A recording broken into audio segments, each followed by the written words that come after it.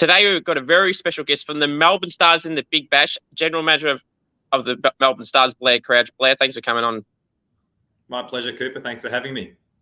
No, so how did the Melbourne Stars GM role come about for you to get that role? I guess my career's always sort of been focused on sport. Certainly the last 10 or 15 years, I've had roles with other sporting organisations. I was at the AFL for a little while. Okay. Sort of 2011 till 2017, and then spent a couple of years out at Moonee Valley Racing Club, so a very different form of sport and entertainment. But I guess I decided probably a decade ago that I wanted to focus my career on sport, and therefore when I was aware of the Melbourne Stars role, I was certainly very, very keen to put my hat in the ring, and it's been a really interesting couple of years. So the Melbourne Stars, obviously, the trade period's currently going on at the moment. What was the thought process behind bringing in Sam Harper in particular with a trade with the Melbourne Renegades, the arch rivals, to give them Adam Zampa? And how did that come about? Because obviously it was talked about pretty much after the season ended. So how did that come about? Interesting that one. Look, first and foremost, we needed a keeper. We hadn't had a domestic keeper on our list really since Seb Gotch a number of years ago now. So, we were fortunate to bring in Joe Clark through the overseas player sort of recruitment the last couple of years, and he did very well for us. Look, there's nothing to say that we won't have Joe back as a batter. He's been fantastic for us at the top of the order, so we're still working through what that looks like. But look, to be frank, when it was sort of made aware to us that Adam was looking for a chance to head to the Renegades, then we were very happy to make that trade work. So therefore, Sam was the one that we were most keen on. And look, Sam's played for us before. He's a wonderful member of the Victorian team. He's a fantastic character in and out of the dressing room. He'll really add to us culturally. So I think all of the things that you want from a new recruit, Sam has in spades. So looking forward to seeing him play in Darwin in a couple of weeks as part of our Stars Academy, and then pull on green for us come December. It was a great pickup. Sammy, obviously, as you said, started at the Stars, and then he kind of batted lower in the order, and then since he joined the Renegades, especially the last few seasons, it's been terrific. So it's a great. I know they're obviously different players, but in terms of the structure of the team and the batting lineup getting a bit stronger, it's good to have Sammy there. And Adam obviously moves on to the Renegades. So with that move happening, or with a few more moves happening, does that free up a bit of cap space? Because it was talked about Adam's was on a fair bit of money, and it's kind of helped you around it to get other people signed up as well in other positions. Yeah, it did. And that was part of the sort of appeal for us once we looked at what we could do from a cap point of view. There's 18 spots, I beg your pardon, on the list. Like all sports, we have to adhere to a salary cap. Yes, Adam was certainly one of our higher paid players, and therefore, the move to the Renegades allowed us to free up some cap space in bringing Sam across. And what that did was it just opened up opportunities to bring in other players that we've already announced, the likes of Scott Boland, who will be a massive addition for us, in particular bowling at the MCG and really, all Australian wickets. Scott will be so well suited to. There's a couple of other trades that we're yet to announce that'll happen in the coming weeks, but we're really pleased with what we've been able to do. And look, we were pretty aggressive, to be honest, in the off season because not playing finals 2 years in a row, for us is not really acceptable. So we were pretty aggressive in sort of understanding what we needed from a skill set point of view. And we're very happy to go to other clubs and actively trade. There's another trade that will be announced in the coming weeks, a player that we've got out of another BBL club who was contracted to that club. So we are being pretty aggressive. We have been and will continue to be pretty aggressive to find the right balance of our 15 domestic contracts. Yeah, I think that's the right move considering. But the last 2 years, it would be fair to say, a bit inactive in the trade sense. It's kind of the same crop of guys. And obviously with Zam's going, it frees up the space, as you said. And so you mentioned Scott Boland there. What a great signing he's been, again, at former at the Stars as well, like Harper was. Must be good to get him back now when he's in his peak form, obviously playing in the Test team and dominating there, and kind of adapt to the T20 form now as well. Yeah, we're not sure how much we'll see Scott this year with his Test commitments, but having signed a 3-year deal, we're pretty confident that we'll get a lot of games out of him over those 3 years. Look, we traded Billy Stanlake in my first year here. We weren't really confident that Billy was going to be able to play, having missed the year before with stress fractures in his back. So we made that call to trade him. I think we were the only club to trade that year. And certainly we've been most active this year again with the Zampa Harper trade and the one that will be announced soon. But again, like any list management, I suppose challenge is you have to sit back and see, what skill sets we're missing, what we think we need to do to bring players in to address those skill sets. And we're fortunate with the overseas player draft coming up in September. So that'll be that in that weekend. Where the AFL have the bye prior to the finals. But there's both an overseas player draft for WBBL this year for the first time, and for BBL will be the second year. So we found out on Friday which picks we've received as part of the lottery. So I'm happy to share with you because I know this won't go live before 4 p.m. this afternoon. That's correct. We've secured pick 1 in the BBL, which is fantastic. And pick 4 in WBBL, which is also tremendous. So that will mean that we get a look at the best players in the world for both the platinum and the gold rounds, and we'll be active in both of those rounds to bring players in who really are the best players in the world who have nominated for the draft. That's great to hear, and I appreciate you putting the exclusive on here. So with the structure, then having pick 1, obviously you're not going to say who you're going to get or interested in, but would it be a player you would think that would be more likely to stay the entire tournament, or would you just pick someone that's just purely the best available in that position? Look, that's probably going to be the challenge for all clubs, to be honest, Cooper, that, most of the players who'll be platinum or gold just won't be able to stay the full tournament because they've got commitments already for the IL T20, which is in the UAE in January. So I think find that sadly, just because of the fixture this year, the way it's worked for BBL, you'll probably have the best players. Look, there might be 20 players in the platinum pool. I'd be surprised if any of them can play all 10 games plus finals. We made the strategic decision last year to secure Joe Clark and Luke Wood, both of who were able to play all games with us last year. Trent Bolt wasn't, but someone of Trent's caliber and a bowler like that, if you get a chance to have them for 3/4 of the tournament, then most times you're going to choose someone like Trent over another opening bowler who could perhaps play the whole tournament. So we didn't regret the decision. That worked well for us, and you'll probably find them to do something similar this year. But look, we'll need to go to the draft and look for spinners. Obviously, in trading Zampa, we're sort of light on full-time frontline spinners. We do certainly have some fantastic part-timers. Maxwell bowls a bit of spin. Bo Webster bowled a bit of spin for us last year. We've certainly got others who can bowl spin, but losing Zampa through the middle overs in particular needs to be replaced somewhere. So I appreciate you mentioning that the draft was in September, because that was going to be one of my questions. So is the ruling as well still where you can retain a certain international player and you can bid on, like last year you bid on Rashid Khan? Is that still a thing? Yeah. So it's the same for both WBBL and BBL. So we'll both have one retention. You'll have one retention pick for both. So what that might mean for us, because we have pick 1 in the BBL, we'll go hard at players that we want, but also players that might have played for other clubs previously, as we did for Rashid Khan last year, because then that forced the strikers to use their retention pick.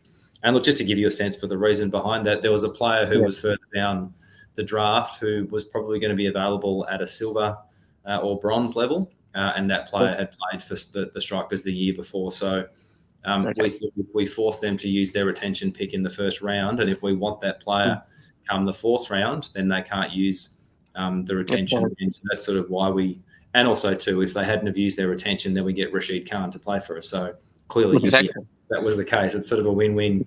You'll have a retention pick. So we could retain Trent if we wanted to, if he was if he'd nominated, as we could with Joe or Luke from last year. Obviously different with the WBBL because there hasn't been a draft last year. There are some guidelines around players who you can retain who had previously played for the Stars, internationals who had played for us or had signed contracts with us previously. So there is a retention rule in place there as well. Yeah. So David Sager, obviously being the new coach, what's he been like, and Is he kind of giving you some ideas of some bombs to bring into the team? Yeah, not with us. He's with the Renegades. So Peter Moores, that's okay. Peter Moores is signed as our head coach for 2 years. My apologies, I had the No, he's with the Renegades. Yeah, look, Peter's been tremendous, as has Jonathan Batty, our WBBL head coach, because really they have exposure to not just the English system, but also a lot of the internationals who play in county cricket or play in the 100, in the case of Jonathan Batty.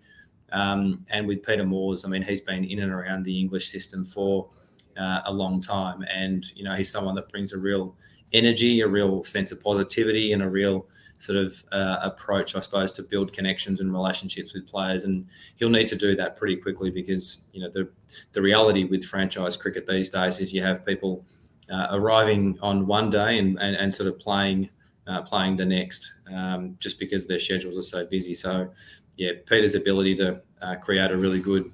Sorry, we've got the lights turning off here. Tends to happen. Okay. Peter's ability to create, you know, good relationships and a really good positive dressing room will be important right from the start. So obviously last year, Liam Livingstone, I'm not sure if he's in the pool. I haven't seen the list, hasn't published it yet. Would that be a type of player that, you know, he's got that versatility? You mentioned about spin as well. Liam can obviously bowl some spin. Obviously a good, great top order batsman and a good striker like Maxi is in Stoinis. Would that be a type of player you look at in terms of a international spot and a batsman and all-rounder as well? Yeah, look, if someone like Livingstone was in the pool, then yes, you definitely take a look at him. You know, I think there's probably going to be up to 250 players who are in the pool. There'll probably be between 12 and 20 who are nominated by CA as being the platinum players.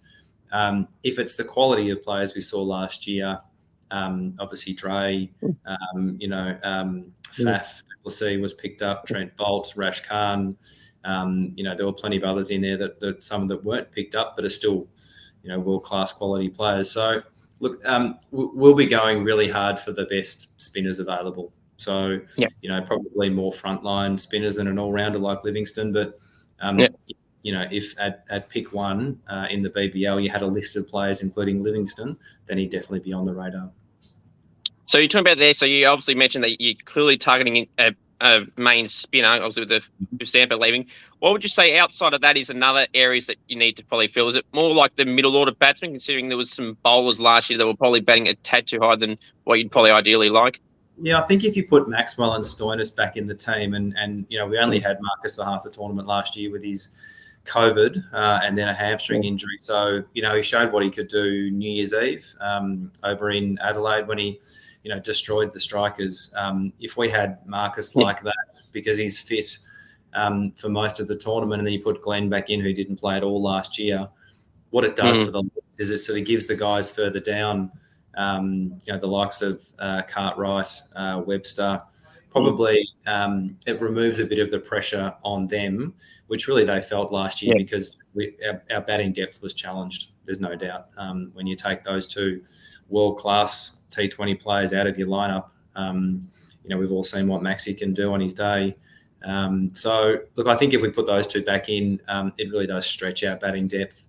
So, therefore, probably the bowlers will be where we're most focused, spinners, and then probably, you know, a bowler like a Trent Boult who bowl up front for us and then can bowl at the depth as well. That'd be good. Hilton Cartwright is a fascinating player. He's a great player. He's a great striker. We've seen some 100-plus metre sixes he's hit last year. Could he be someone that could also bat up the order, or are you guys liking him more in around the 5 and 6 range? He could be very adaptable to play both. Yeah, we tend to play him at 5 and 6, but he is very adaptable, and he is so aggressive. He can really turn the innings in a couple of overs. So, you know, we probably didn't see that as much as he'd like to last year. But again, I think just the pressure on all the batters was probably extreme once you remove, you know, Maxwell and Stoinis, who I've mentioned already. So hopefully for Hilton this year and for Bo and for some of the other guys a bit further down the order. Remember, we lost Joe Burns after half a game last year as well. So take Joe out of 3 or 4, and then all of a sudden, you know, you're really tested with no Burns, no Stoinis, no Maxwell. You know, we still managed to, you know, get to the last over in most of the games. We lost 5 games on the last ball. So, you win half of those and you get lucky with a couple of others, and it's a very different season. So, no, we're looking forward to playing again, to be honest. And it's amazing. You sort of do all this planning and preparation, and all you want to do is be, standing back and watching the team go out and play again. So, I'm sure with the performance of some of them around the world, IPL, playing Major League Cricket at the moment, some will go to the 100. They'll all be coming in good form. So, looking forward to the year. So I was going to mention about the IPL. With the draft concept, do you like the draft concept how it is now? And obviously the IPL, so the salary cap's probably a lot different. But do you think something that type of concept could be like a full-on draft like they do, or you're happy with how they've got the international concept at the moment? I think the insight behind introducing the draft last year was right, and we were really supportive of the concept. The reason I say that is because it gave us a lot of positive publicity about the BBL from as early as June last year when it was first announced. So we had David Hussey on radio through June, July, August. We had our own mini series really called Road to the Draft, where we filmed 4 episodes of the strategy meetings that we had with the coaches here at the Junction Oval in preparing for the draft. So that just gave our media team content to then distribute through our channels to engage our fans and members. Gave a little bit of a behind the scenes, a bit of a fly on the wall sort of look at what we do in planning the year. So it just stretched the amount of publicity we could get out of the BBL in a really positive way. So I've got people talking about us in June, July. I'd love to see a bigger event. I think Fox did a great job last year with the actual draft night. I think that was a world-class professional TV production. But I think if we could replicate something like that for the draft lottery to really sort of, again, position the sport in such a way that it is world-class, then I think fans and members will engage with that. And you could have some fun with the lottery as well.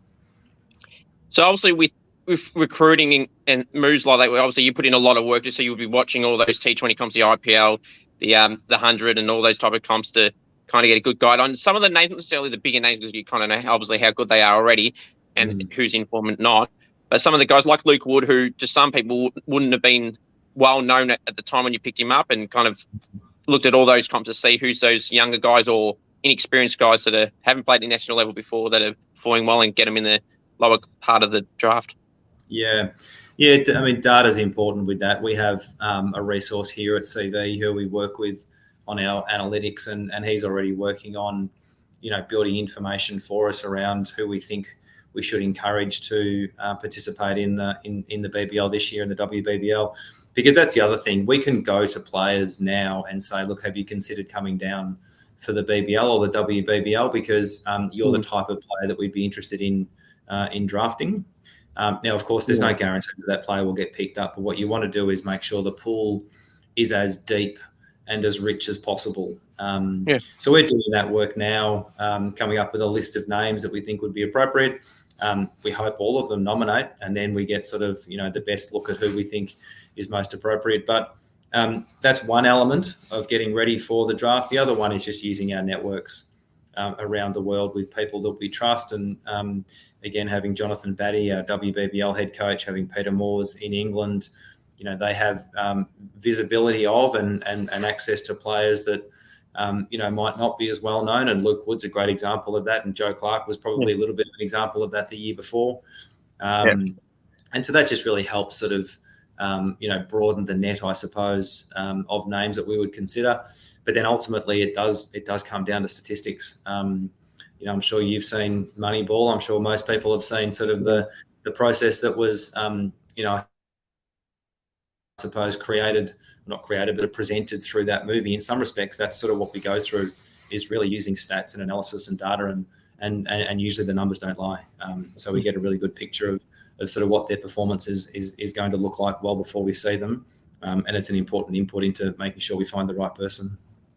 Now, obviously, I had a look at when England, because obviously there's a lot of English players that are generally playing in the BBL. And I know, like you said, with the top picks, they're kind of hard to select because they're never going to fully play the whole tournament. But does that impact your decision? Because I've noticed that England play one days and T20 from December 23, I think, for about 3 weeks. So does that kind of impact your decisions going, oh, this guy's a great bowler and he's the top player we want, but he's only going to play X amount of games compared to someone else who may play 3 or 4 games more?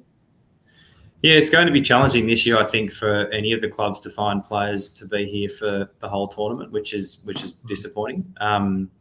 It will be a consideration for us how available the player is before we make any selections. But I think this year, in particular, we're going to have to accept that most of certainly the higher draft picks won't be available for all the games, and it does feel as though when we get to finals, we'll be missing a few of the internationals that had played earlier in the tournament, which it's disappointing, but that's just, the way the cricket schedule is built. It's built on a 5-year cycle.